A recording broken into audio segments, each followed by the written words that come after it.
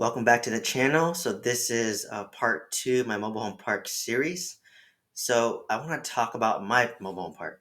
So I owned a 200 lot mobile home park. I bought it at the end of 2021. It's located in the southeast in Alabama, and I got it for $1.1 million. I put 10% down, and it's a huge, highly distressed, huge value add park. So let me kind of give you some context. So when I got the park, I believe there were 30 homes on the park. 15 homes were tenant owned. The average lot rent was ranging between, I think, as low as 150 a month, all the way up to 250. For that market, the top lot rent is probably around $300. And I had another 15 homes where they were rented out. So it was park owned homes. And, the rent that I was getting was roughly around, I think, $500. So a little bit more than double of what the lot rent was. And so obviously that's what, 30 homes, and there's 200 lots. So there's 170 lots. So this is a huge value add play. It's over 55 acres, which is a lot of land. There's a lot of trees. There's a lot of grass. Probably another video talking about this later. But when I saw the park, I saw a lot of potential. There were a lot of just vacant homes sitting, on lots. I think there were roughly around 50 homes, I want to say, where they were vacant, and they need repair. So, they were fixable. And probably another 20 homes where they need to be completely torn down. So, as I said, obviously it's going to be a huge value add play. But, obviously if I can, fill up this park, it's going to be worth over $10 million, but it's going to take at least 5 years to get this done. Let's say, assume that so I basically have 170 lots to fill over 5 years, which is what, over 30 homes a year, which is what, 3 homes a month. So, I mean, that's going really fast, right? Or other exit strategy would be I just can prove the model, or maybe I can start bringing in some new homes, fix up some homes, and then sell it to a larger operator who can take it all the way, right? So there are multiple exit strategies that you can do. Obviously, if I can do it myself and fill all 200 lots, I can make the most money. But if, let's just say, I hit a point where I've proven the plan and the system, like I fixed up homes, I brought in some new homes, and then I proved that I can sell it, that I can rent it, and I can share that plan with a larger operator, and then they can come in with a lot of capital and bring it all the way, or I can bring partners in and they can help me bring it all the way. So that's what's nice about the park. I just like that there's many exit strategies. That's what I advocate in general. Um, but back to the park. So basically, there were like a lot of vacant homes that are sitting there, that need to be repaired, and a lot of, like, 20 homes that need to be torn down.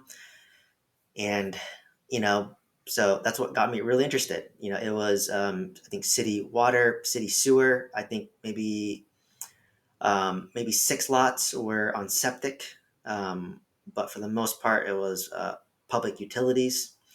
The electricity was direct billed to the homes, so the tenants paid their own electricity. Um, there were, lights throughout the 55 acres, which I was responsible for. The water was master metered, so I paid for all the water. The trash, I had to have a large dumpster, which I paid for, and then each tenant had their own trash can, which the landlord had to pay for. And yeah, I just thought it was, kind of crazy that I could buy a 55-acre, 200 lot mobile home park for $1 million. And, I'm from California, and I was buying single family homes for, $1 million plus. So that really intrigued me. But what really got me excited was the upside potential. Obviously, if it's worth about $1 million of 30 homes filled, once I start fixing up homes and bringing in new homes, like, the upside can be amazing, right? It's like astronomical, like $10 million plus. So that really appealed to me, with that.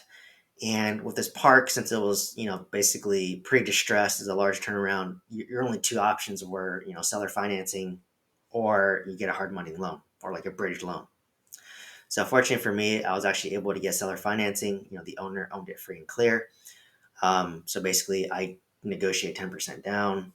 He carried a loan of, I think, around $1 million at 5% interest only for 6 years, and I deferred payments for the first year. Um, and add on to the back end of the loan. So what's nice about credit financing is you can pick your terms, right? Like I'm giving you 10% down, which is less, like 100,000 down. I can defer the interest payments. I think the annual interest payments were about $50,000 a year. So I deferred the first $50,000. So I can allocate that $50,000 towards fixing up the park.